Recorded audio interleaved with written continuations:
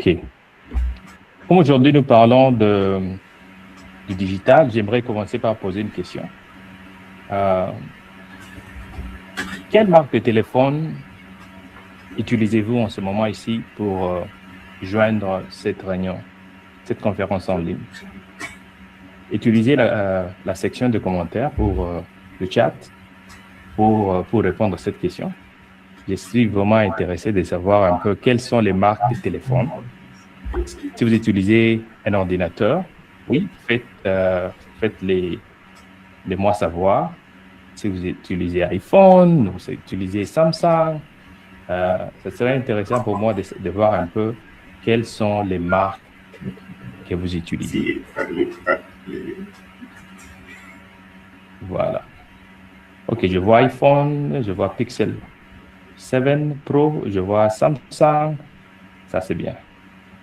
Content. Ordinateur, quelle est la marque d'ordinateur que vous utilisez? Ce serait intéressant de le savoir. Voilà.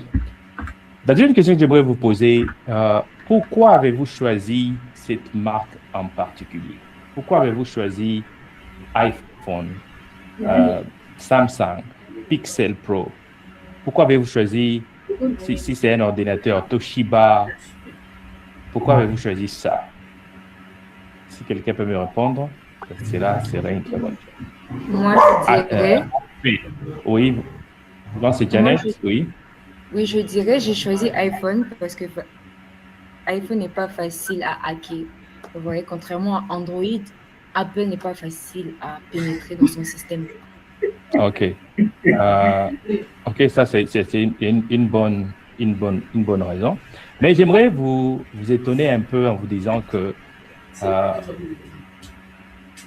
il y a ce qu'on appelle la science neurologique des marques, la science neurologique des marques.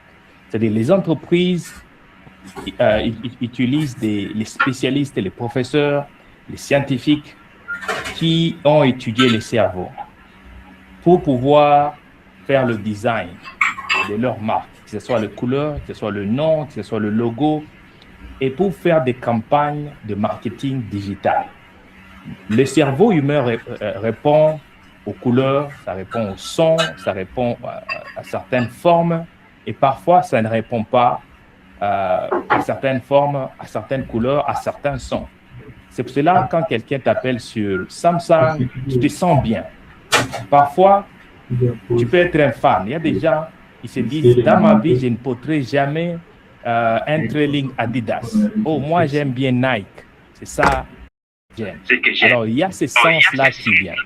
Alors, dans le monde digital aujourd'hui, quand on parle de la transformation, comment transformer l'Internet en opportunité économique grâce à l'intelligence artificielle, au contenu et à la marque personnelle, la première des choses qu'on va commencer qu'on doit retenir ici aujourd'hui, c'est qu'il y a dans la société un mouvement qui continue à évoluer et avancer, bien étudié et bien établi par les entreprises qui vont au-delà de notre compréhension. Ce n'est pas seulement notre désir de choisir iPhone, choisir Pixel Pro, mais c'est parce qu'on a été influencé par les publicités qu'on voit jour et nuit, du lundi au lundi, du 1er décembre au 31 janvier.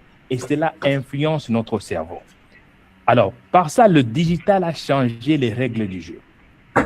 Auparavant, le monde, si tu es à Goma, tu veux vendre à quelqu'un qui est à Nairobi, soit tu dois voyager, traverser toutes les frontières pour arriver à Nairobi, ou bien quelqu'un de Nairobi doit voyager physiquement. Mais la réalité actuelle, c'est que nous sommes dans une situation telle que les frontières, le digital ne supprime pas les frontières, mais le digital supprime les barrières d'accès aux opportunités. Tu peux avoir une boutique en ligne, tu vends à quelqu'un qui est aux États-Unis. Il m'est déjà arrivé à acheter des marchandises à partir des États-Unis. Je ne connais pas la personne, je n'ai jamais vu la personne qui est derrière la boutique, mais je vois quelque chose, j'achète dans le confort de ma maison ou dans mon bureau. J'ai travaillé avec plusieurs entreprises, je travaille avec des entreprises américaines, tout en restant dans mon bureau à la maison. Dans mon pyjama, je travaille chaque matin et soir, et à la fin du mois, je suis payé sans toutefois rencontrer mon employeur. Il y a aussi l'opportunité d'accès des bailleurs de fonds grâce au fait que le digital a changé le monde et a changé les jeux. Il y a 4 piliers de l'économie digitale que j'aimerais qu'on puisse retenir. Premièrement, la visibilité. Toute activité digitale rentable au moins doit se focaliser sur ces 4 éléments pour que cette activité soit vraiment rentable et puisse être qualifiée d'activité réussite. La visibilité. Vous devez être découvert. Aujourd'hui, avant d'acheter quelque chose, avant même qu'on puisse vous embaucher, tout le monde va sur Google, sur ChatGPT, sur tous les engins de recherche digitale pour pouvoir vérifier quelque chose, que ce soit la météo, que ce soit la distance, que ce soit la location, que ce soit le prix de quelque chose, que ce soit la marque à travers une photo ou à travers un texte. La visibilité est très importante. Vous devez être visible pour être avant d'être rentable. La deuxième des choses, ce serait la crédibilité. Les gens doivent avoir confiance en vous. La réalité, c'est que si vous voulez acheter quelque chose en ligne, vous voulez d'abord voir ce que les autres ont dit à travers, sur le produit que vous vendez. Alors, la visibilité est importante, mais sans la crédibilité, c'est zéro. La troisième des choses qu'il faut retenir, c'est la valeur. Le contenu que vous offrez, la qualité. Quelqu'un qui utilise une caméra professionnelle, le DSLR par exemple, pour faire son contenu, et quelqu'un qui utilise un téléphone de low degré,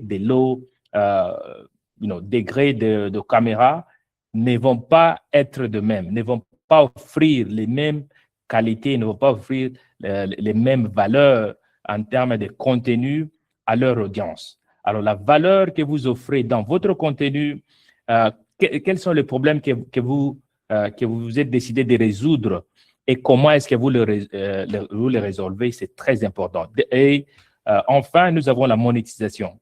Il faut apprendre comment transformer la confiance que les gens ont en vous en revenus. Par exemple, sur votre WhatsApp, en ce moment ici, j'aimerais que vous puissiez entrer sur votre WhatsApp ou bien sur votre téléphone, répertoire.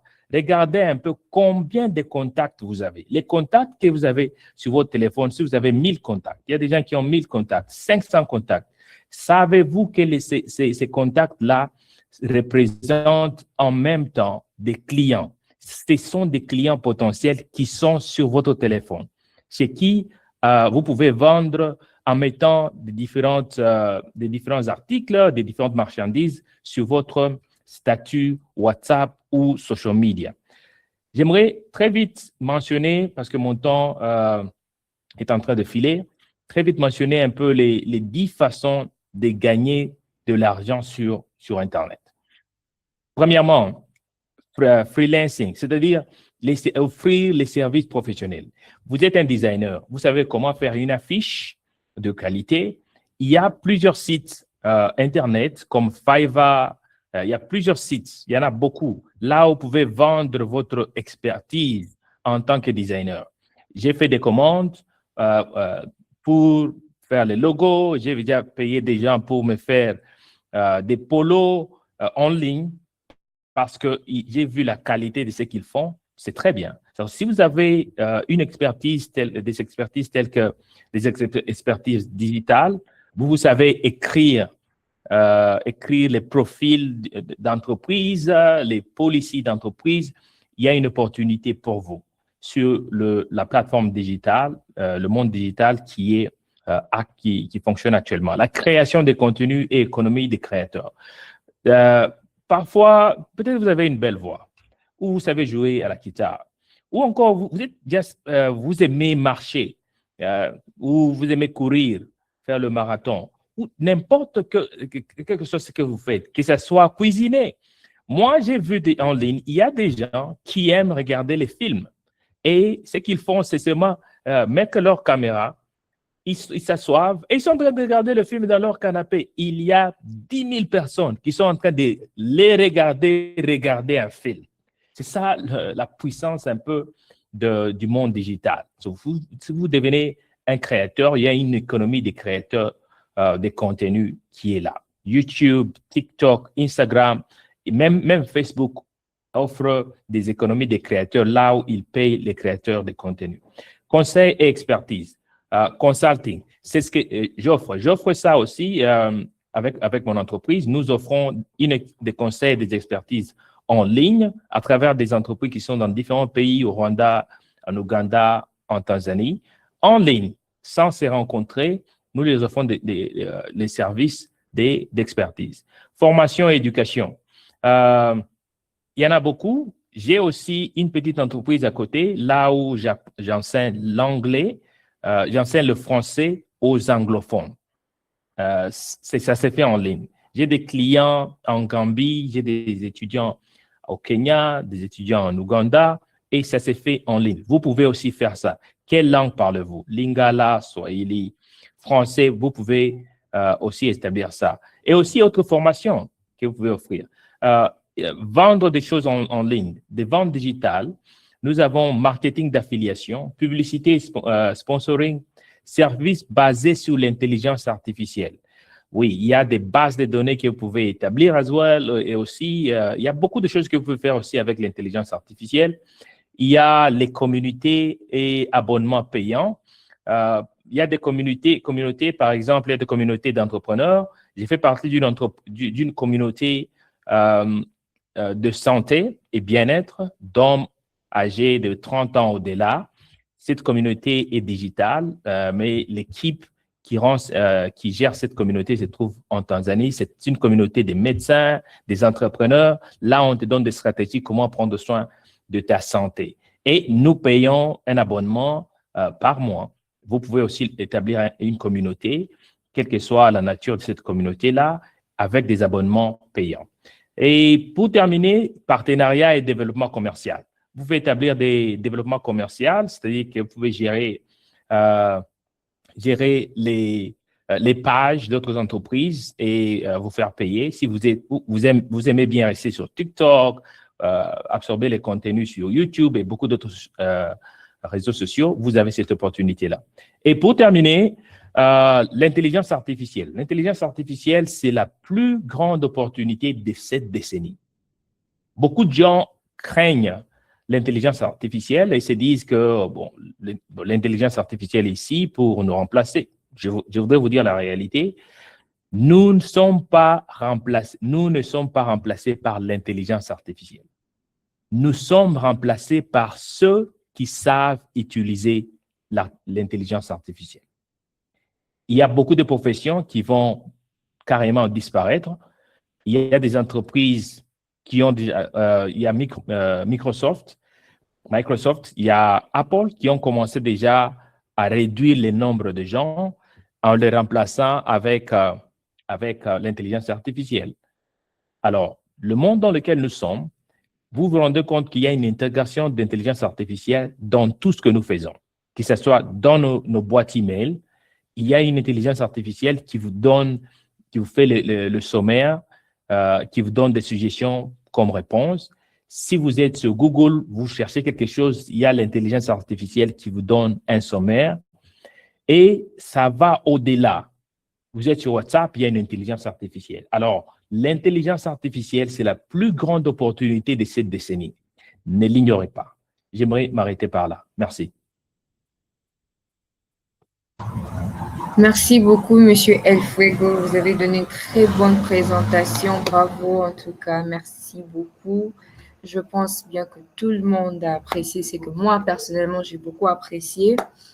Et je m'attends à des questions, en tout cas de la part de l'audience, après tout ce que vous avez dit. Pour ceux qui auront des questions, dans quelques minutes, vous allez poser des questions.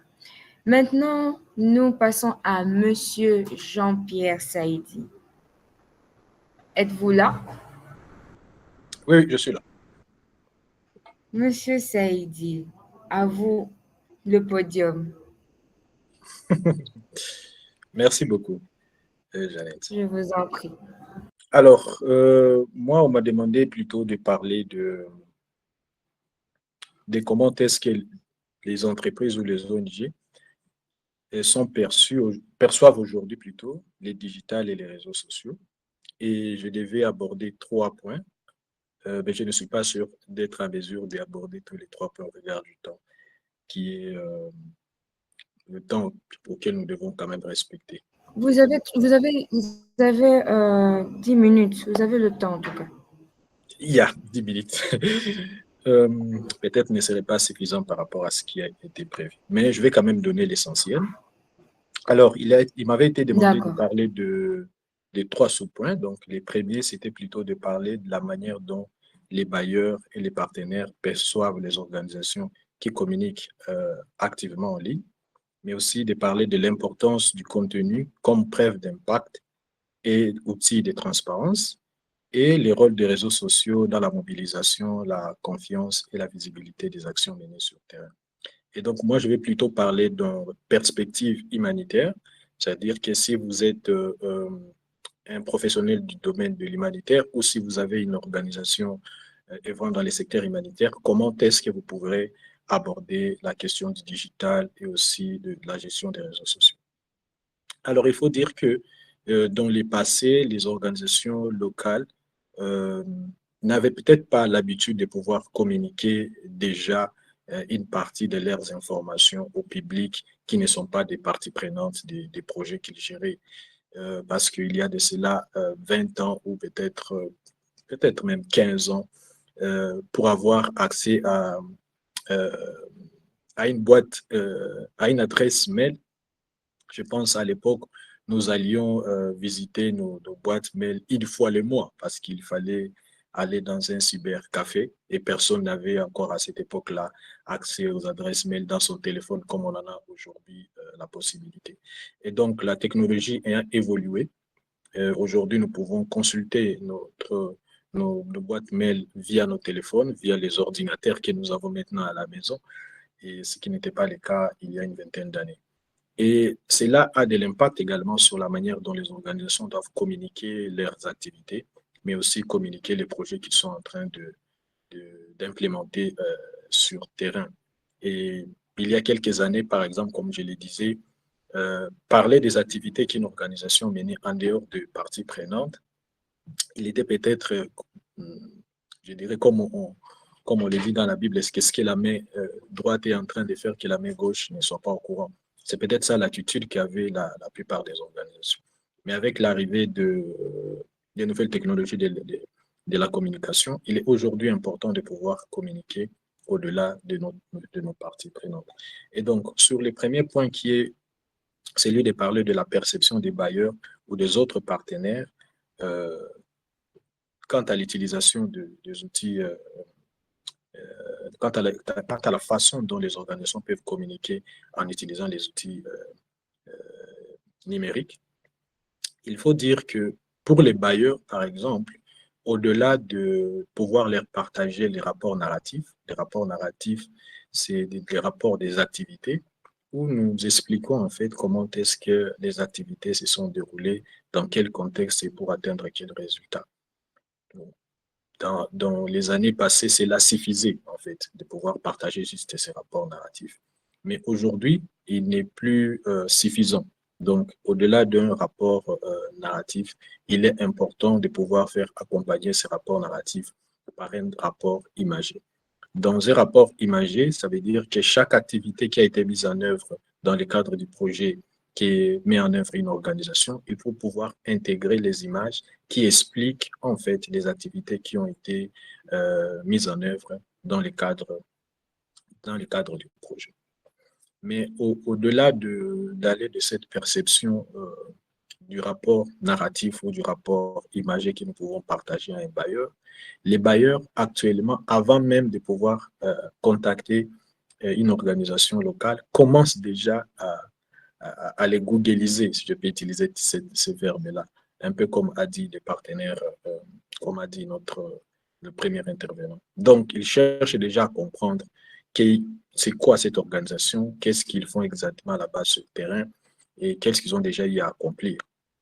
Et donc, si vous avez une organisation ou si vous travaillez dans le secteur humanitaire et que vous êtes absent sur le plan numérique, vous avez déjà perdu en avance parce que il n'y a rien qui parle pour vous ou qui parle pour votre compte.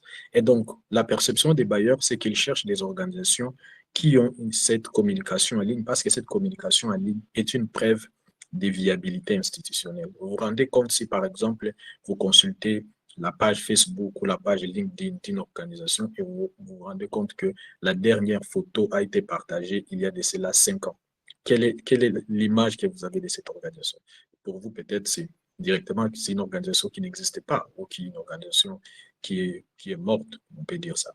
Ou si vous avez un site web qui est figé depuis 2022, alors que nous sommes déjà en 2026, ça montre déjà pour les bailleurs que cette organisation doit avoir des soucis opérationnels. Les bailleurs aussi, en voulant chercher qu'est-ce que vous communiquez en ligne, ils veulent voir si vous avez vraiment un positionnement en tant qu'expert dans les domaines de compétences dans lesquels vous positionnez votre organisation. Si vous dites par exemple que votre organisation est spécialisée je prends les cas de formation par exemple professionnelle, on doit trouver sur votre site ou également sur votre page des activités, des images qui montrent que vous avez déjà conduit des formations avec différents publics cibles tels que vous les décrivez lorsque vous présentez votre organisation. Donc, ça permet aussi de montrer que vous avez réellement une expertise, un positionnement d'expertise que vous pouvez vous prévaloir.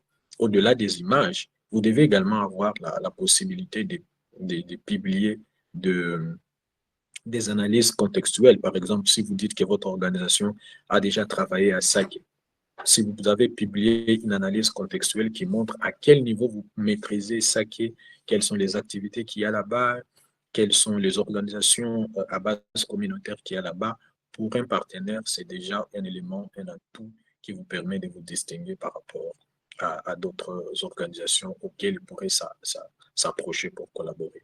Et même des fois, un bailleur peut décider de vous contacter directement dans une zone dans laquelle il souhaite intervenir sans avoir l'intérêt pour lui de lancer un appel à manifestation d'intérêt où d'autres organisations locales peuvent postuler. Il peut vous contacter directement parce qu'il a vu que vous avez des preuves de viabilité institutionnelle en ligne, mais aussi vous avez un positionnement en termes d'expertise.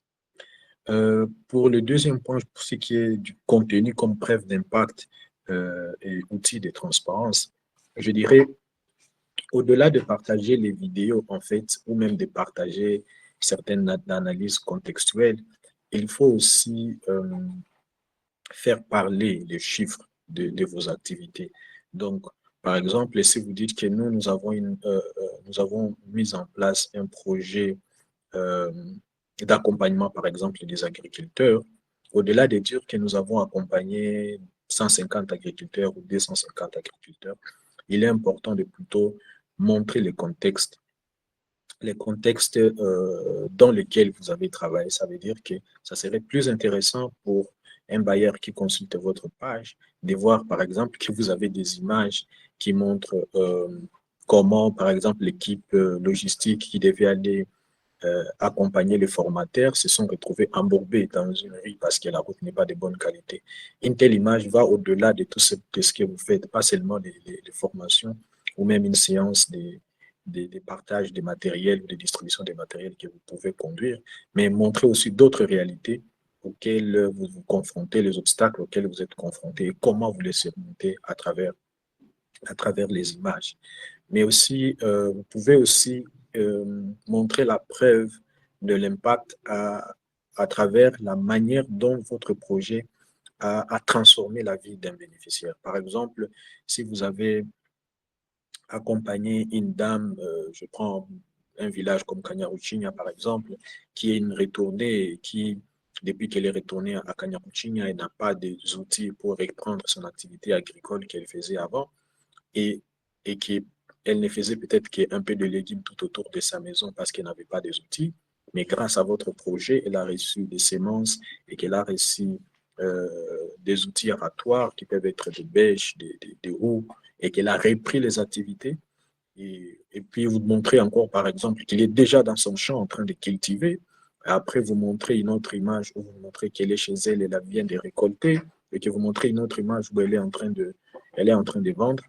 La personne qui est en train de voir ça, elle voit réellement l'impact de votre intervention. Et ça peut susciter plus d'intérêt de pouvoir se rapprocher de vous que tout simplement des écritures ou tout simplement des photos. Donc, vous pouvez aussi y attacher des simples images qui montrent les parcours de transformation des bénéficiaires au regard du projet que vous êtes en train de mettre en œuvre. Alors, autre chose assez importante qui est au niveau du troisième point, les rôles des réseaux sociaux en tant qu'élément de mobilisation ou de confiance.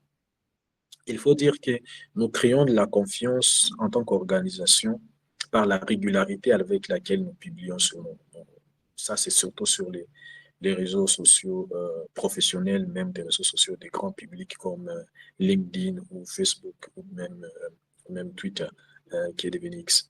Donc, nous devons avoir une certaine régularité parce que l'intérêt, ce n'est pas simplement d'avoir un nombre d'abonnés. Pour une organisation, ce n'est pas simplement ça l'intérêt.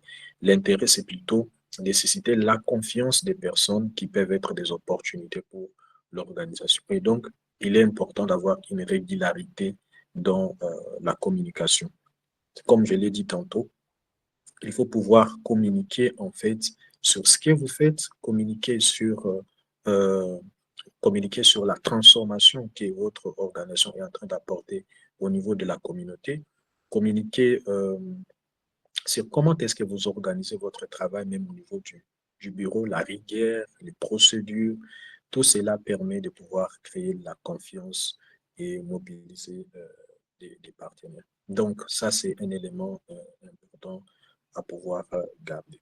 Mais aussi, parmi les réseaux sociaux que j'ai cités, LinkedIn, en fait, c'est vraiment, je dirais, les réseaux sociaux des promotions professionnelles.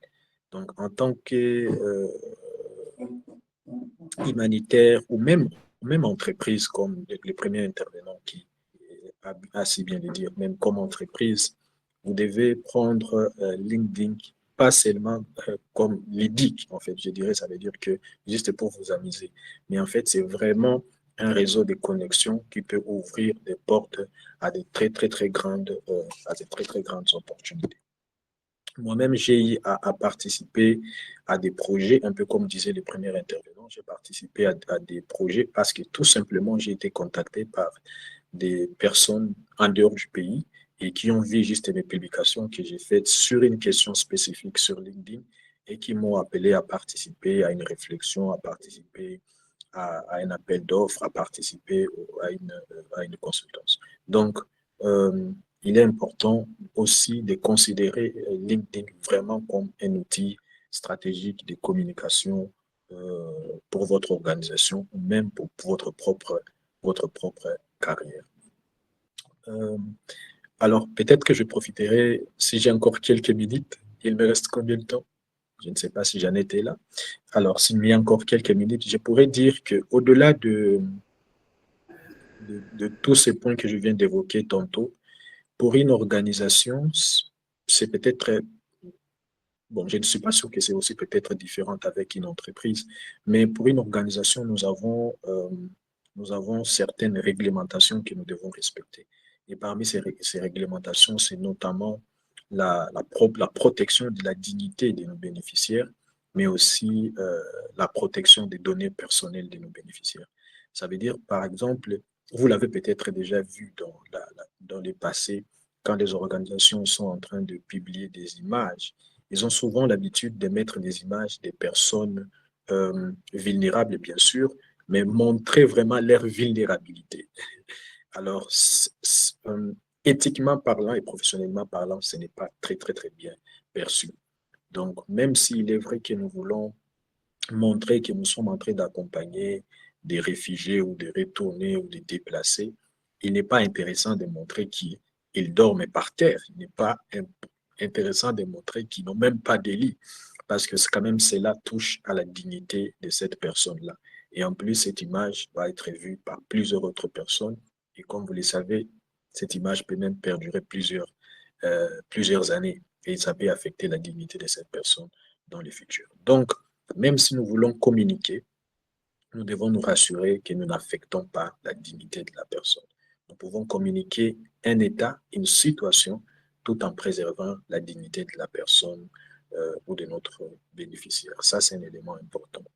Et deuxième élément important, c'est la protection des données personnelles. Quand vous voulez publier, souvent ça nous arrive quand vous allez dans une activité et vous prenez des photos sans demander l'autorisation, le consentement des personnes qui sont là-bas et nous nous mettons à les publier.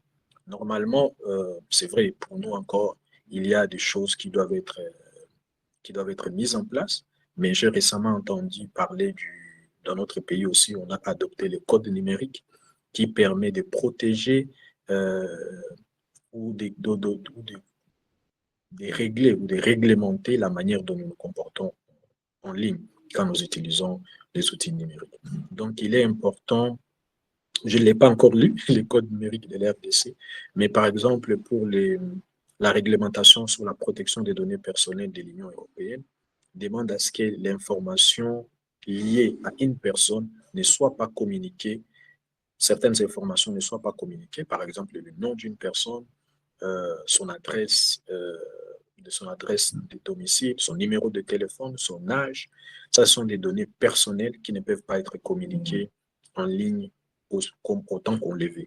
Mais par exemple, l'image d'une personne ne peut pas être partagée si cette personne n'a pas donné son consentement personnel. Donc ça, c'est aussi des choses importantes, principalement pour ceux-là qui travaillent dans le domaine humanitaire. Vous êtes dans une activité de distribution, vous êtes dans un atelier. Avant de pouvoir prendre les photos, faites passer d'abord un document de consentement. Et ne les faites pas passer comme ça par précipitation. Maman dit que toi, pas me signer, voilà, me cocher. Non, non, non, non. Ne les faites pas comme ça. Mais plutôt, il faut d'abord expliquer aux bénéficiaires, aux participants qui sont là, c'est quoi le consentement. Pourquoi on a besoin de prendre ce consentement. Et puis, pourquoi on veut prendre les photos. Qu'est-ce qu'on va faire avec ces photos? Où est-ce qu'on va les publier? Et voilà. Et si les personnes sont d'accord que vous preniez ces photos, vous les avez déjà expliquées dans la langue à laquelle ils comprennent, parce que des fois aussi les humanitaires arrivent dans certains endroits et ils se mettent simplement à parler en français alors que les gens ne parlent pas français dans ces milieux-là. Donc, il faut parler dans la langue locale, être sûr que les personnes ont compris, et être sûr qu'ils sont consentants par rapport à cette prise de photos. Mais aussi, il faut les expliquer que s'ils refusent qu'on leur prenne des photos, ça n'aura pas d'impact sur l'aide qui va leur être fournie. Parce que des fois aussi, les bénéficiaires se disent, si je refuse, peut-être qu'on va enlever mon nom sur la liste des bénéficiaires. Ça n'aura pas d'impact. Donc ça, c'est leur droit. S'ils sont d'accord que leur image soit prise, ok. S'ils ne sont pas d'accord, et cela ne peut pas avoir de l'impact sur sur le fait qu'ils soient retenus comme bénéficiaires ou pas. Donc ça aussi, ce sont des éléments importants à pouvoir prendre en considération. Et finalement, je dirais que nous devons aussi remplacer les récits du misère par les récits de la résilience. Ça veut dire que lorsque nous voulons parler d'une situation dans laquelle nous voulons intervenir, peut-être arrêtons d'être catastrophiques. Nous pouvons montrer, par exemple, qu'un déplacé est rentré chez lui à Karouba, mais ne pas montrer que la personne, sa vie est finie, il s'est foutu, il n'y a plus rien à faire pour lui. Donc, il faut vraiment l'aider, sinon il est mort. Non, mais il faut peut-être montrer que même si cette personne est rentrée, que cette personne est en manque, mais qu'est-ce que cette personne est déjà en train de faire lui-même là-bas, dans son village, pour prendre soin de lui? Et qu'est-ce que l'aide humanitaire ou l'aide au développement peut pouvoir apporter pour pouvoir améliorer sa situation? Donc, l'intervention humanitaire devient plutôt un catalyseur déjà de l'initiative que le bénéficiaire lui-même est en train de mettre en place, pas une situation où le bénéficiaire, sa vie est foutue et c'est nous les seuls sauveurs qui vient à sa ressource. Donc, voilà un peu les quelques éléments que je pense qu'il était important aussi d'aborder en termes de comment est-ce que le numérique peut pouvoir être un élément, comment est-ce que l'humanitaire peut percevoir les outils numériques dans son travail au quotidien. Merci. Merci beaucoup, Monsieur Jean-Pierre. Merci beaucoup. En tout cas, a round of applause to you. Merci. Du coup, passons à la prochaine étape de notre réunion ou de notre meeting. J'ai quelques-unes des questions parce que j'étais attentive à tout ce que vous nous avez dit, Monsieur El Fuego, Monsieur Jean-Pierre, et j'ai quand même quelques-unes des questions. Je commencerai avec Monsieur El Fuego. Comment voyez-vous l'évolution du digital dans les prochaines années? Parce que vous voyez, il y a toujours un problème, surtout en Afrique, avec le réseau. Je donnerai exemple, il y a certaines régions au Congo, il n'y a pas encore le 5G. Il y a des endroits qui ont déjà 5G. Et même s'il y a le 5G, deux fois ça bug. Vous voyez. Contrairement aux gens qui sont en étranger, mais nous, ici, nous avons quand même des fois des problèmes. Comme par exemple, maintenant, il y a des fois, mon réseau, ça vient et ça part. Et maintenant, comment voyez-vous cette évolution? Et selon vous, qu'est-ce que nous pouvons appliquer pour aussi améliorer notre technologie dans le terme digital pour les entrepreneurs, les entreprises et autre chose? Yeah, ceci est une très bonne question. Il y a la responsabilité à l'égard du gouvernement. Les gouvernements africains ont une grande responsabilité parce que les infrastructures technologiques ne peuvent pas être construites par des privés individuellement. Par exemple, vous n'avez pas de licence pour construire une antenne de réseau téléphonique. Si vous êtes mécontente avec Vodacom, par exemple, vous n'allez pas vous dire, OK, j'ai mon argent, je peux construire ma propre antenne. Vous ne saurez pas le faire. Mais nous devons aussi prendre la responsabilité en tant qu'individu, et spécialement en tant que jeune. Les plus grands inventeurs de ce monde ont arrivé à résoudre le problème qu'ils faisaient parce qu'ils étaient, pour la plupart du temps, démunis. Vous voyez, quelqu'un est en train de faire face à une certaine difficulté. La personne se dit, bon, je voudrais changer ma situation. Je voudrais avoir une solution à ce problème ici. C'est ainsi qu'on a bénéficié du frigo. C'est ainsi qu'on a bénéficié de la voiture parce que maintenir un cheval dans le temps ou voyager à dos d'âne, c'était vraiment trop lent. Les gens mouraient avant d'atteindre les hôpitaux. On avait besoin d'un moyen beaucoup plus rapide. Le moyen le plus rapide qu'il y avait, c'était la locomotive à vapeur et ça n'allait pas aussi partout. Alors, c'est ainsi qu'on a eu la voiture. On a pu inventer les véhicules motorisés. Alors, les problèmes auxquels nous faisons face, nous ne devons pas être des spectateurs. Nous devons être des acteurs pour prendre tous les problèmes un par un auxquels nous faisons face dans nos propres environnements et de les transformer en entreprise. Parce que si tu résous un problème que d'autres personnes sont aussi en train de faire face, auxquels d'autres personnes sont en train de faire face, les gens vont te payer pour ta solution. C'est ça l'équation la plus basique d'une entreprise. Voilà, c'est ce que je peux dire par là. Merci beaucoup, Monsieur El Fuego. La deuxième question va droit à vous deux, Monsieur Jean-Pierre et Monsieur El Fuego. Je commencerai d'abord par Monsieur Jean-Pierre, vu que Monsieur El Fuego, vous venez à peine de répondre à la question. Quel conseil donnerez-vous à quelqu'un qui débute avec un budget limité, par exemple un ONG? Vous voyez, pour avoir un ONG, il faut quand même avoir un budget. Mais quel conseil donnerez-vous à quelqu'un qui a quand même un budget limité, mais il a vraiment cette envie de débuter l'ONG?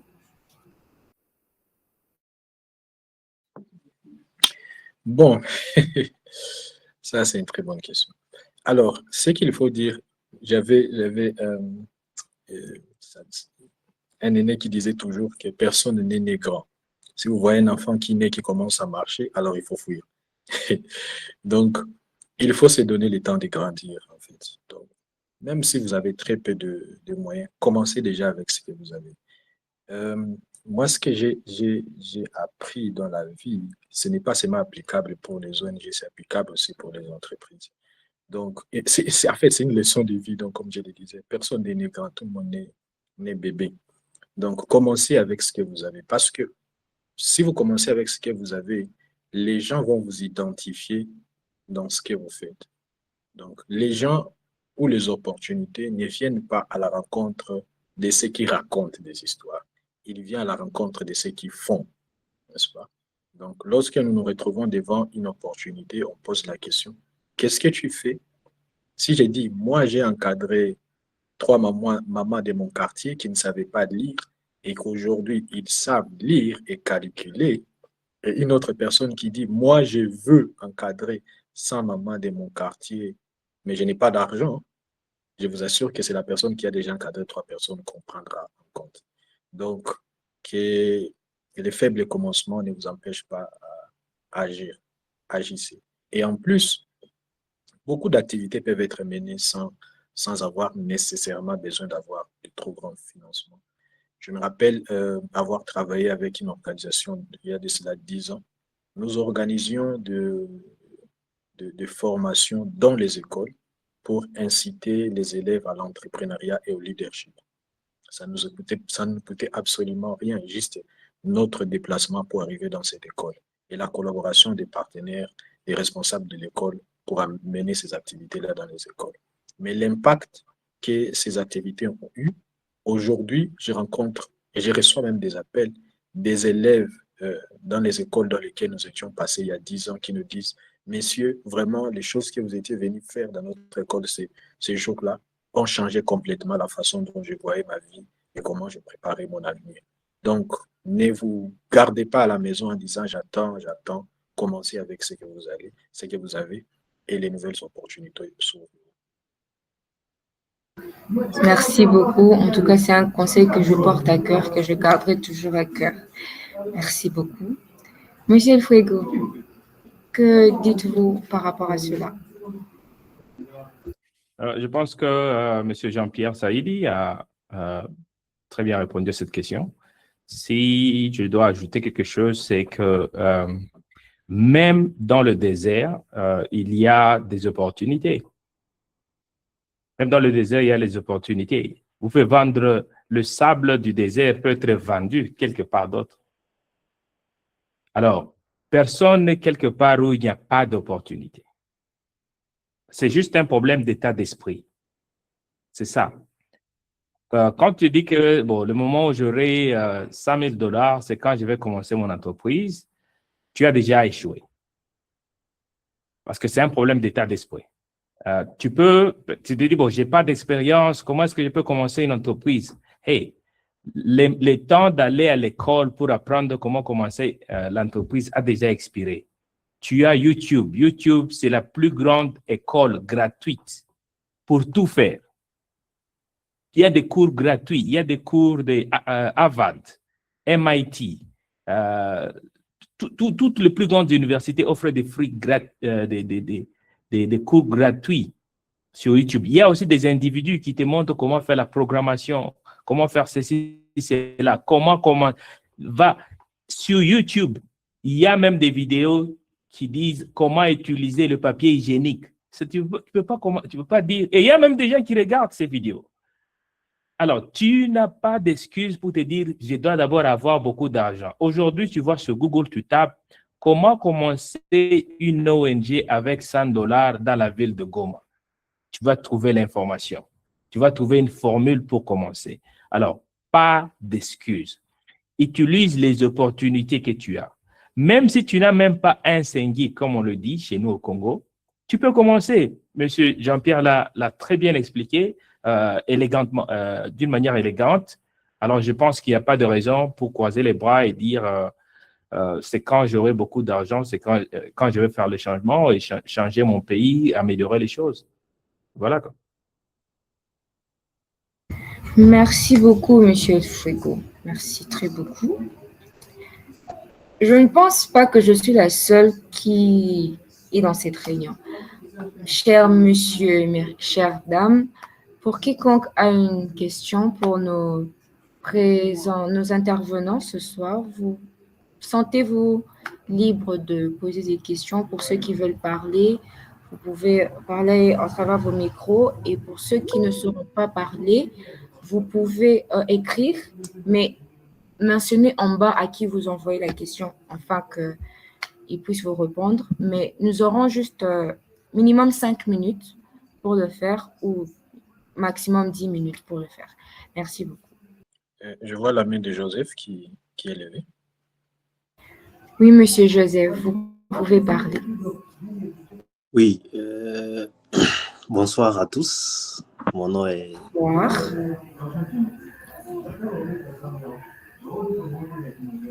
J'aimerais poser une question. Moi, je ne vais pas parler. Bon, ok. Vous avez trop parlé, mes excuses pour l'expression. Alors, j'aimerais juste avoir, dépendamment de ce que nous parlons de digital, dépendamment de votre expérience, pour une entreprise, que ce soit une organisation, une entreprise ou bien une personne, un individu, qu'est-ce que vous pouvez conseiller pour gagner en utilisant le digital, bien sûr, comme vous avez présenté à propos de l'IA, vous avez parlé comment on peut chercher les bailleurs de fonds via quoi, les plateformes, dépendamment de votre expérience.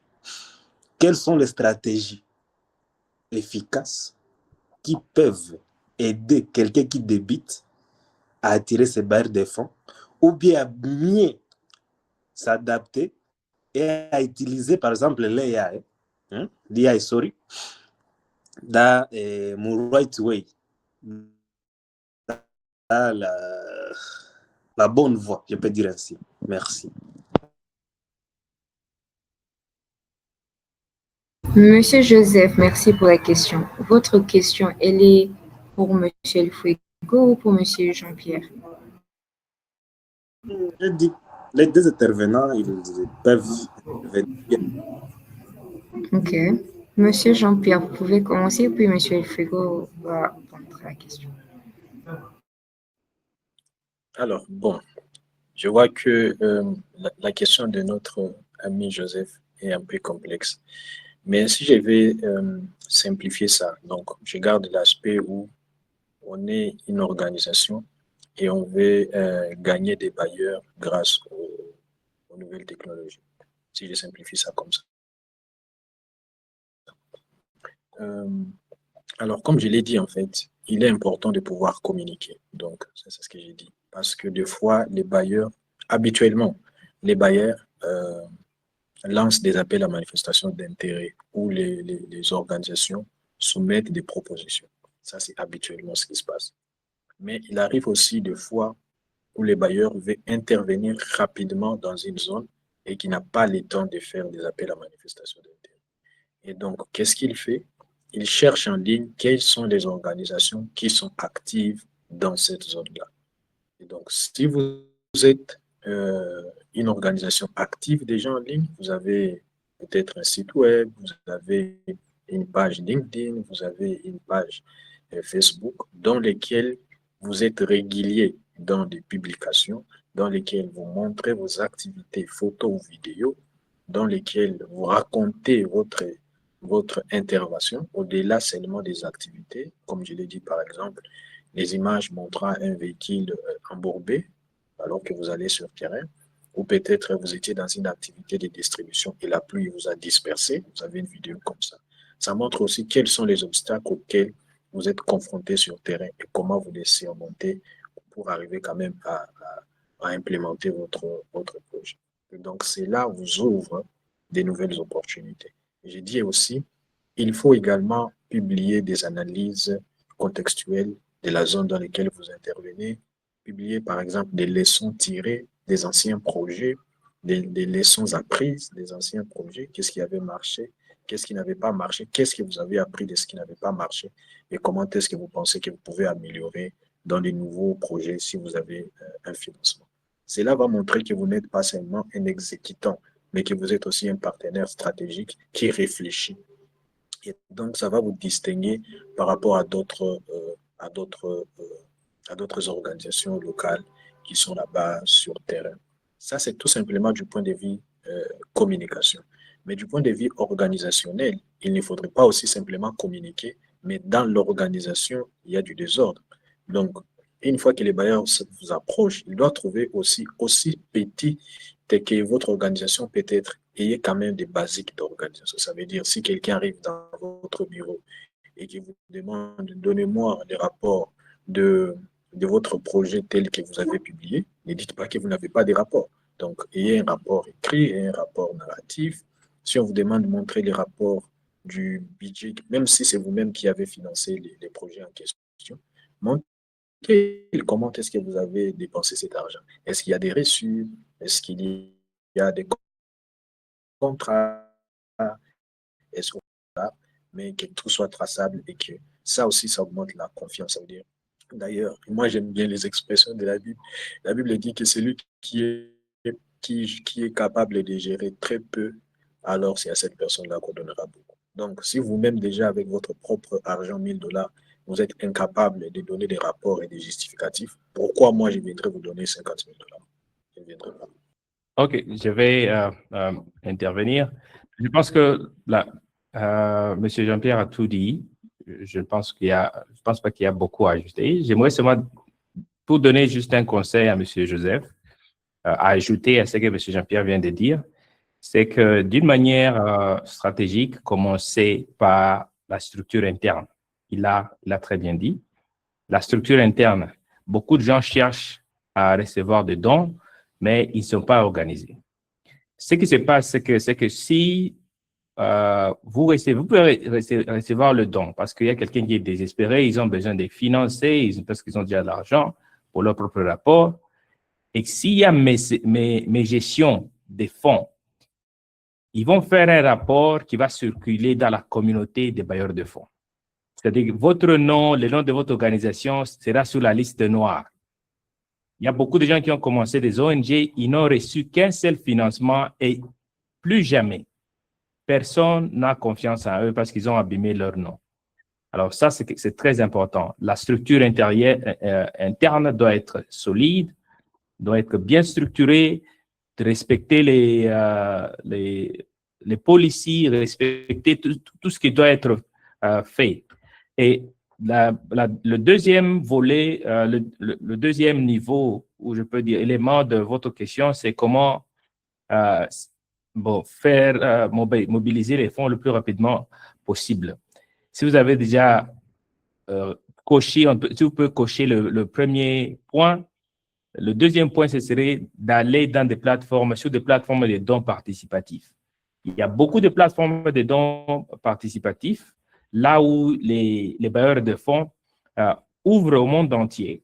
Et parfois, ils mettent des limitations que, bon, nous avons 1000 $ pour la région d'Afrique de l'Est, pour ce qui concerne l'éducation des enfants de maybe 5 à 20 ans. Alors, si vous vous qualifiez, c'est facile parce que ces gens-là ont déjà disponibilisé les fonds pour ça. Ils peuvent mettre des conditions, ils peuvent mettre aussi une durée limite. Ça, c'est l'une des moyens le plus rapides parce que ces gens sont disponibles. Mais au-delà de ça, il y a plusieurs avenues que vous pouvez utiliser pour mobiliser et atteindre les bailleurs de fonds. Ça, c'est juste un ajout. Voilà, merci. Merci beaucoup. Y a-t-il d'autres questions? Y a-t-il quelqu'un qui a une autre question à ajouter par hasard? Je vois, il y a quelqu'un qui a levé la main. LVV. Oui. Parce que ça, Monsieur, vous avez la parole.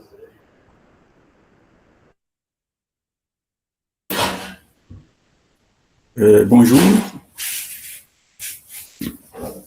Je pense que vous me suivez. Oui, oui. OK. Oui, oui. Ça va. Vraiment, je suis très content de cet entretien de ce soir. Mais apparemment, je vois c'est les digital urbains. Et nous, les paysans. avoir, s'il faut parler, s'il faut communiquer au téléphone, il faut avoir un arbre pour avoir une connexion. Nous autres, maintenant, qu'est-ce que vous pensez de nous, de cette digital opportunité? Nous, les paysans, nous faisons nos activités d'entrepreneuriat au village. Maintenant, aujourd'hui, je viens de suivre ça parce que je suis en ville. Maintenant, si j'étais au village, comment je pourrais faire? Et quelle matière vous préservez pour ces gens-là? Nous, les paysans. Digital opportunité des paysans. Est-ce qu'il y en a? Voilà ma question, mon observation. Bon, je peux répondre rapidement, brièvement. Merci beaucoup. Je n'ai pas retenu votre nom. C'est monsieur? Mon nom, ce n'est pas LVV. Mon nom, c'est Chabani Jean-Paul. LVV, c'est mon organisation. Laissez la veuve vivre. Ah, ok. Ça, enchanté, monsieur. Vous avez dit Jean-Paul? Oui. Oui, monsieur Jean-Paul, merci beaucoup. C'est une très bonne question. Dans le monde technologique, il n'y a pas de solution pour tout le monde. Ça, c'est la première vérité que nous devons nous dire. Il y a des infrastructures qui sont réservées aux locations urbaines.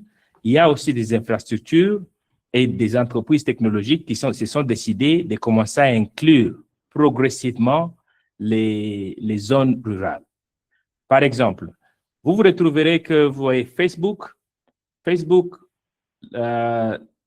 l'application Facebook a plusieurs formats. Il y a l'application Lite et l'application Standard. Le Lite, c'est pour les téléphones qui ont des capacités limitées. Et aussi, vous voyez sur TikTok, TikTok a aussi la fonctionnalité, la fonction offline. C'est-à-dire que si vous activez cette fonction-là, vous pouvez toujours voir, vous pouvez passer même 15 minutes à 30 minutes en train de regarder les vidéos sans Internet. C'est-à-dire, le moment où vous êtes sur Internet, ça télécharge un certain nombre de vidéos. La même chose avec YouTube. C'est-à-dire, quand il s'agit du monde digital et les mondes déconnectés, il faut comprendre qu'il faut chercher des solutions qui fonctionnent hors ligne, offline. Les fonctions hors ligne qui peuvent être adaptées. Par exemple, accéder, au lieu d'utiliser Google Docs, d'ailleurs, notamment Google Docs peut fonctionner aussi hors ligne. Au lieu d'utiliser Microsoft Word, vous pouvez utiliser aussi Libre. Libre, c'est l'équivalent des Microsoft Word, des Google Docs. C'est un document qui vous permet, vous avez aussi les Excel comme l'équivalent d'Excel. Là, vous pouvez travailler dessus. Vous avez aussi des options d'intelligence artificielle que vous pouvez mettre sur une clé USB. Alors, pour ceux qui sont intéressés de prendre des cours dessus, je peux vous donner, vous pouvez me contacter après. Je vais voir comment est-ce que je peux vous aider à conduire des trainings, des formations dessus. Vous pouvez avoir l'intelligence artificielle qui peut fonctionner hors ligne, offline, sur une clé USB. Aussi longtemps que vous avez votre ordinateur, vous allez avoir accès à l'intelligence artificielle. Il y a beaucoup de dispositions, parce que vous n'êtes pas la première personne qui fait face à ça. Il y a beaucoup d'autres personnes qui ont fait face à ça et ils ont trouvé des solutions. Je vous renverrai encore à ce que j'ai dit. Allez sur YouTube, posez votre question. J'habite dans un village là où il n'y a pas Internet. Comment est-ce que je peux accéder à l'intelligence artificielle? J'ai un téléphone de telle capacité. Tapez votre problème sur Internet parce qu'il y a quelqu'un qui a déjà résolu ces problèmes-là d'une manière moins chère, parfois d'une manière complètement gratuite. Voilà.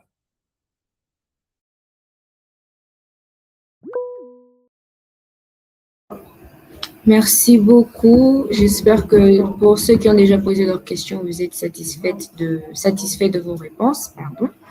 Y a-t-il encore d'autres questions par hasard? Dernière question. Obed. Oui, monsieur Obed. Vous avez une question. Vous pouvez poser votre question, monsieur Obed. Ok, merci beaucoup, merci pour le temps, merci pour les présentations. Alors, moi j'ai une question de la part de créateurs. Nous avons aussi dans le webinaire, je vois quelques amis qui sont créateurs, il y a des vidéastes, il y a des photographes. Alors, moi de mon côté, j'aimerais savoir, ok, malheureusement vous me donnez juste une seule question, mais j'en avais au moins deux, je vais essayer de combiner. Alors, ma première question, c'est quels sont les conseils du côté entrepreneuriat, aussi du côté ONG, organisation? Quels conseils vous pouvez nous donner, nous, parce que moi aussi j'ai fait la communication et les médias. Alors, quels conseils pouvez-vous nous donner, nous? Peut-être que moi je suis intermédiaire, mais il y a aussi des jeunes créateurs qui viennent juste de commencer, ils font un peu de design, un peu de photographie. Quels conseils vous pouvez nous donner? Et nous souhaitons maintenant décrocher nos premiers partenariats. On a ici LVV, on a aussi des entreprises qui sont là.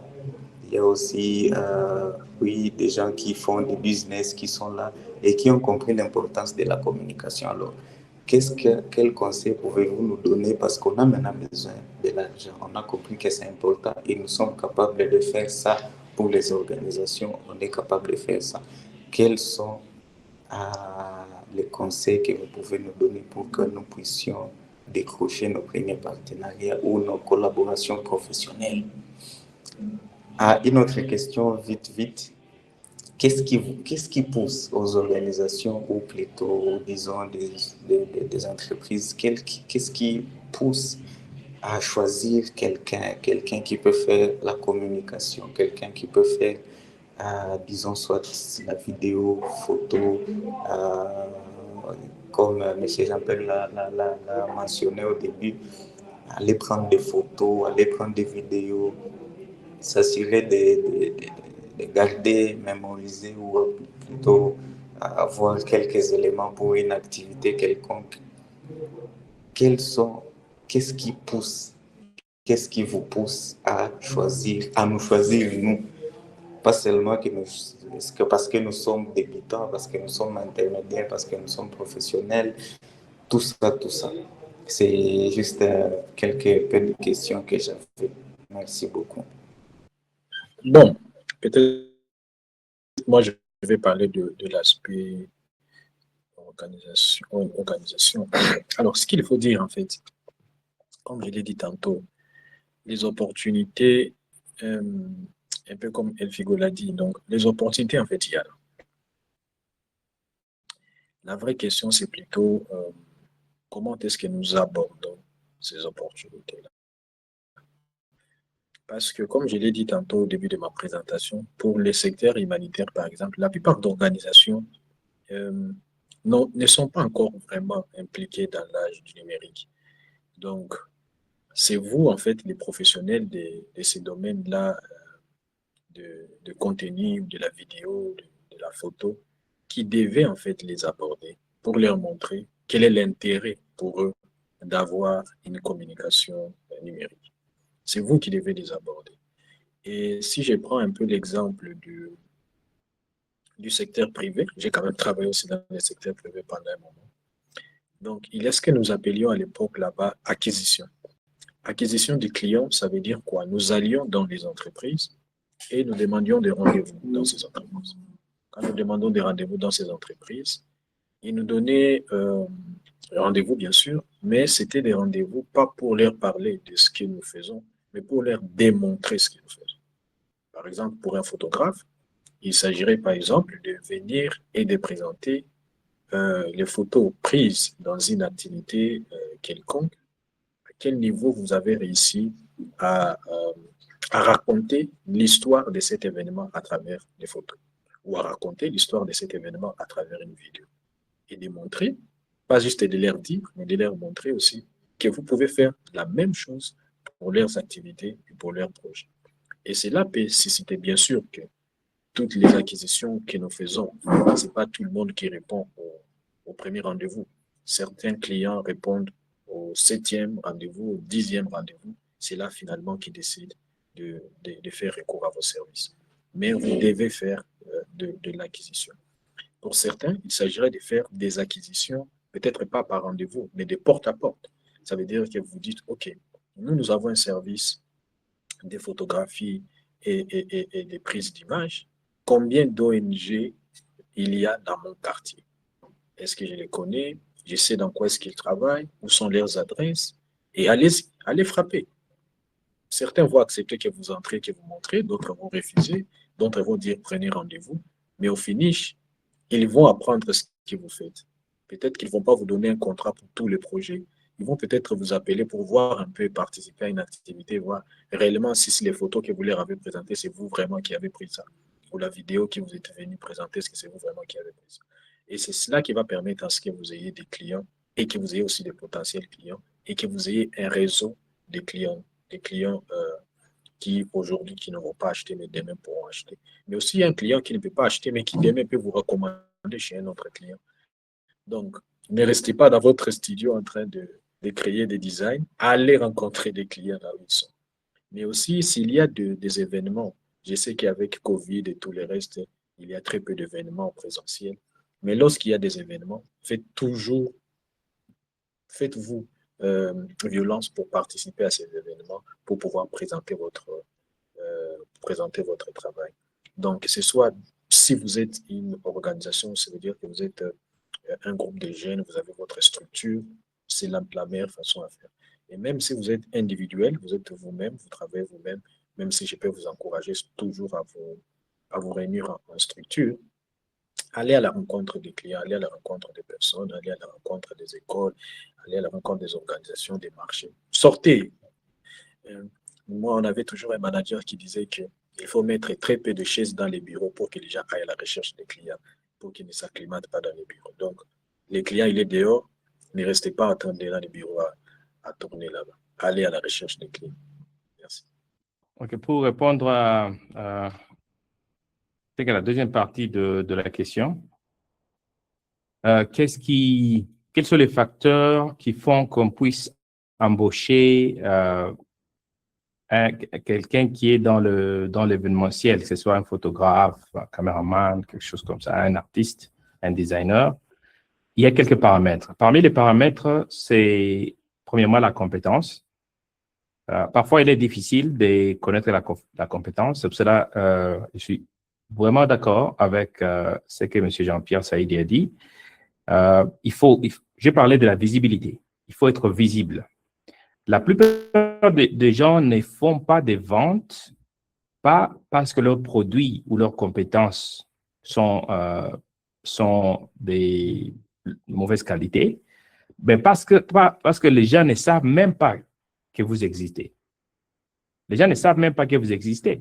Alors, si vous ne faites pas de vente, si vous ne faites pas d'argent, si vos produits ne sont pas achetés, si on ne vous donne pas l'emploi ou le business, cela ne veut pas dire nécessairement que vous êtes incompétent, mais cela veut dire tout simplement que on ne sait même pas que vous existez. J'ai posé la question, quel genre de téléphone que vous utilisez? Beaucoup de gens ont donné des marques les plus populaires. Comment est-ce que ces marques sont devenues populaires? Ces gens, chaque jour, continuent à nous rappeler qu'ils existent. Coca-Cola reste Coca-Cola, on continue à en boire, même dans le village le plus reculé. Pourquoi? Parce que Coca-Cola fait des publicités partout. Presque la moitié ou entre un tiers ou un quart de leur budget mondial est dédié à la publicité. C'est de la visibilité très importante. Alors, si je cherche la compétence, je cherche quelque chose qui est intéressant. Et la deuxième des choses, c'est aussi le prix facteur, le facteur prix. Si vous êtes débutant, ne cherchez pas à devenir millionnaire le premier jour. l'un des conseils que je peux vous donner, c'est essayer d'aller faire proposer. Prenez la formule que M. Jean-Pierre a proposée, ajoutez dessus, dites que le premier, si vous mettez le premier deal qu'on va faire ou le premier travail, je vais faire ça gratuitement. Je suis disponible pour prendre les photos passeport de toute l'entreprise que vous allez utiliser sur vos cartes d'agent, carte d'employé. Je vais faire ça gratuitement. Vous allez voir la qualité. Ou encore, il y a un événement de l'entreprise où vous célébrez la Journée internationale des femmes. Je viendrai prendre des photos. Vous allez voir la qualité. Et on vous demande, ça va coûter combien? Non, c'est gratuit. Je vais vous offrir gratuitement. Mais après, on va maintenant discuter du prix. De cette façon, la personne est devenue accro. Il n'y a plus moyen et vous devez être très sûr que vous allez délivrer au-delà de ce qu'eux, ils ont comme expérience. Comme exemple, mon entreprise travaillait avec un certain photographe. Un jour, il n'était pas disponible. On était habitué à lui, on l'avait déjà appris comment travailler avec nous, comment raconter l'histoire d'un événement en prenant les photos du building, prenait les photos des gens, ainsi de suite. Il était indisponible. Il nous a recommandé un ami qui est venu. L'ami est venu, on lui a expliqué, il a pris les photos. On s'est séparés à 17h, à 21h. J'ai reçu un email avec le fichier de plus de 500 photos, bien éditées, très propres. C'est ce jour-là qu'on avait décidé que le nouveau monsieur serait notre photographe. L'autre, très bien, très talentueux, mais il va prendre 4-5 jours pour remettre les photos. Mais celui-ci, il a déjà édité les photos dans moins de 3 heures et il a délivré le travail. Mais vous voyez, la compétence, il faut toujours vous démarquer. Voilà, c'est ce que je peux dire. La compétence, être visible et rechercher. Je vous remettrai toujours. Beaucoup de jeunes ont l'usine la plus puissante dans leurs mains. Ça, c'est le téléphone smartphone. C'est l'usine digitale la plus puissante au monde. Avec ça, vous envoyez des emails, vous prenez des photos, vous téléchargez les choses, vous envoyez les fichiers. Ça, c'est l'usine la plus puissante. Mais les gens n'utilisent même pas 10% de la capacité de leur smartphone. Vous avez Pixel. Quelles sont les histoires que vous n'utilisez pas? Alors, comment vous en sortir? Recherchez. Allez sur le basique. Allez sur Google. Posez la même question que vous nous posez ici. Allez sur AI. Posez la même. Ayez l'habitude d'apprendre toujours et être d'actualité. Voilà, c'est ce que je peux dire. Merci beaucoup. Je pense que c'est tout pour les questions. Passons donc à la prochaine étape qui est la présentation de Rock Design. Je donnerai la parole à Jeanne. Oui, à votre présence. Il est temps que vous nous avez accordé aujourd'hui. Depuis que les intervenants ont commencé, ils ne font que parler de deux mots que j'ai retenus, mais je vais citer l'un, c'est la visibilité. On dit souvent qu'on n'a jamais une deuxième occasion de faire une bonne impression. Aujourd'hui, dans le monde d'aujourd'hui, dans le digital, la première impression passe souvent par un logo, une affiche, une page Facebook ou un site web. Et c'est justement ce que Rock Design nous faisons. Rock Design est une agence de communication visuelle et digitale. Notre objectif est d'aider les entreprises, les ONG, les entrepreneurs à avoir une image professionnelle et à être plus visibles. Je vais te donner un exemple. Par exemple, quand vous voyez les logos d'Airtel Money ou Airtel Togo ou des Bralima, vous reconnaissez tout de suite qu'il y a quelque chose derrière. Et c'est pas un hasard. Derrière cette image, il y a un travail de communication, une chaîne. Et nous voulons offrir cette même qualité aux moyennes entreprises et aux petites entreprises. Nous proposons plusieurs services, entre autres création des logos, affiches, la gestion des réseaux sociaux, la création des sites web, les photos, vidéos professionnelles et beaucoup de choses, entre autres, dans le cadre du digital. Nous prenons un exemple simple. Par exemple, 2 restaurants servent le même plat. L'un publie une mauvaise photo, par exemple, comme M. Elfuego l'a dit, la qualité n'est pas bonne. L'autre présente de belles photos, des vidéos professionnelles. Lesquelles donnera plus envie d'aller là-bas? Je crois que généralement, c'est le second restaurant. Donc, c'est pourquoi la deuxième, une bonne communication est essentielle. Vous pouvez vous demander ce qui nous distingue des autres. Il y a beaucoup de designers à Goma, partout dans le monde. Qu'est-ce qui nous distingue? Ce qui nous distingue, c'est notre créativité, notre professionnalisme et le respect des délais. Et surtout notre accompagnement. En tout cas, on s'assoit avec vous et on vous demande ce que vous voulez qu'on fasse pour vous. Les branding, le flyer que vous voulez, qu'est-ce que vous voulez exactement? Nous ne faisons pas seulement un design. Nous cherchons à comprendre les besoins du client et lui proposer une solution qui lui correspond. Notre vision est de devenir une référence en communication visuelle et digitale en Afrique et partout dans le monde, pas seulement à Goma, pas seulement en RDC. Notre mission est d'aider nos clients à développer leur image et leur créativité grâce à des solutions créatives efficaces.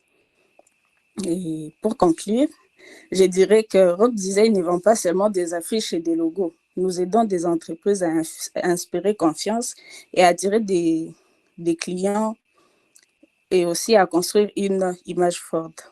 Merci beaucoup pour votre attention et pour des questions, vous pouvez nous chercher. Nous sommes sur toutes les plateformes, LinkedIn,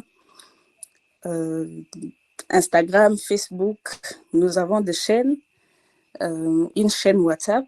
Nous allons vous envoyer les liens. Merci beaucoup. C'était Assele Moubejane, une cofondatrice de Rock Design. Merci. Merci beaucoup, Jeanne. Merci beaucoup. Mesdames et messieurs, nous venons à la fin de notre réunion après un long moment de discuter et d'entendre beaucoup de choses très intéressantes et captivantes.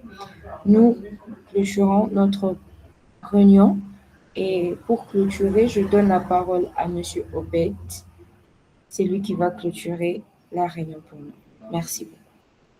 Merci beaucoup, merci. Je suis vraiment heureux de la participation de tout le monde. Merci beaucoup. C'est vraiment un plaisir d'avoir réuni plus de 25 personnes. C'est pas une chose facile.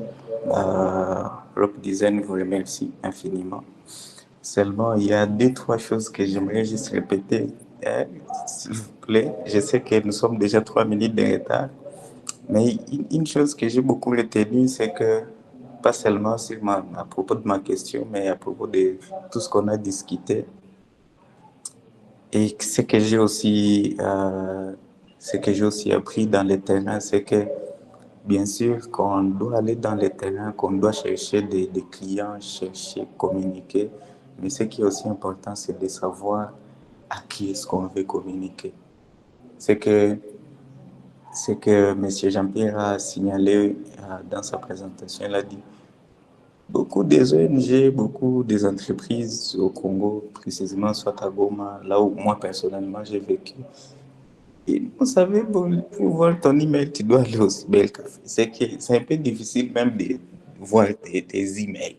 Maintenant, comment tu vas voir une affiche que j'ai mise sur LinkedIn ou ce que je fais sur LinkedIn? C'est que bien sûr que le digital va nous aider en tant que créateurs, trouver des clients, mais aussi ce qui est plus important, c'est de savoir qui est-ce que je suis en train de vouloir travailler avec. C'est que si c'est quelqu'un qui fonctionne comme ça, genre Goma, c'est que je ne dois pas seulement me focaliser sur le digital. Effectivement, c'est important, mais je dois aussi aller sur le terrain et voir la personne en face. Parce que soit c'est une personne qui n'est... C'est qu'une chose plus importante, c'est aussi savoir et aussi étudier quelqu'un que tu es en train de vouloir proposer tes services. Ça, c'est vraiment très important. Sinon, merci beaucoup. Nous sommes à la fin. Je vous remercie beaucoup. C'est que Jeanne a parlé. J'ai fait aussi partie de Rock Design. Monsieur El Fogola signalait encore à la fin, soyons des structures. Si aussi on veut si on veut des partenariats avec des grandes entreprises, des grandes organisations, on a besoin d'une structure. Et tu ne seras pas là, tu viens, tu dis, moi j'ai fait ça, on essaie même de voir que... Parce que la différence avec quelqu'un qui fait seul et une structure, c'est que il y a plus de chances de croire à une structure qu'à une personne, un individu. Sinon, je vois la main de M. El Fogo, peut-être il va aussi parler quelques minutes et après, pendant quelques minutes après, on va clôturer. Permettez-moi seulement de dire ceci, juste un témoignage. Guidable Strategies Limited, mon entreprise, a embauché Rock Design pour construire son site officiel, site Internet. Et leur travail, le professionnalisme, en tout cas, c'est très encourageant. Ça m'encourage personnellement de voir qu'il y a des jeunes Congolais qui peuvent faire qui peuvent offrir ce genre de qualité de sites Internet dans le monde digital en concurrence, des sites Internet qui peuvent concurrencer d'autres sites Internet de qualité et surtout dans le monde anglophone. Alors ça, c'est juste un témoignage que je voulais partager. Merci. Merci beaucoup et merci vraiment pour la confiance. Et à propos de ça, il a signalé quelque chose dans le monde anglophone. J'aimerais lancer cet appel aux jeunes créateurs, aux jeunes designers, aux jeunes vidéastes. On a un groupe WhatsApp, là où on partage des opportunités, que ce soit dans le monde anglophone ou dans le monde francophone. Personnellement, j'ai eu la grâce je sais parler anglais, je sais aussi parler le français. Je pense que je parle très bien. Je ne sais pas si je suis, mais quand même, je sais quand même exprimer en français. Alors, ce que nous faisons là-bas, c'est que on facilite et on envoie toujours les opportunités que moi je peux avoir dans les côtés anglophones. Il y a une limite avec nos amis, confrères qui sont soit au Congo et qui ne peuvent pas accéder à quelques opportunités parce qu'ils sont limités à cause de la langue. Alors tout ça, Rock Design veut briser tout ça. YouTube, il y a beaucoup de formations sur YouTube, mais il y a toujours cette limitation, il y a cette limitation d'accessibilité à cause de la langue. Alors, on a ces chaînes WhatsApp, on va mettre les liens dans le message juste ici. Alors, si vous voulez joindre la chaîne WhatsApp, vous pouvez facilement cliquer sur le lien et vous pouvez le joindre et on va partager. On aimerait on veut grandir ensemble, on veut faire ça ensemble, on veut grandir en tant que créateur, on veut grandir ensemble en tant que vidéaste, photographe. On a déjà une communauté qui est en train de grandir et on veut aussi passer ce qu'on connaît à... Merci beaucoup pour votre temps. Je suis vraiment désolé, je viens de prendre 9 minutes de votre temps, sinon je vous remercie beaucoup et passez une bonne soirée. À part ça, si vous ne pouvez pas voir le lien dans le message, vous pouvez facilement aussi nous contacter directement et ça sera très facile. Vous pouvez soit m'écrire directement sur mon WhatsApp, sur email, vous pouvez facilement nous trouver et on va s'aider sans problème. Sinon, merci encore pour votre temps et passez une bonne soirée. Merci.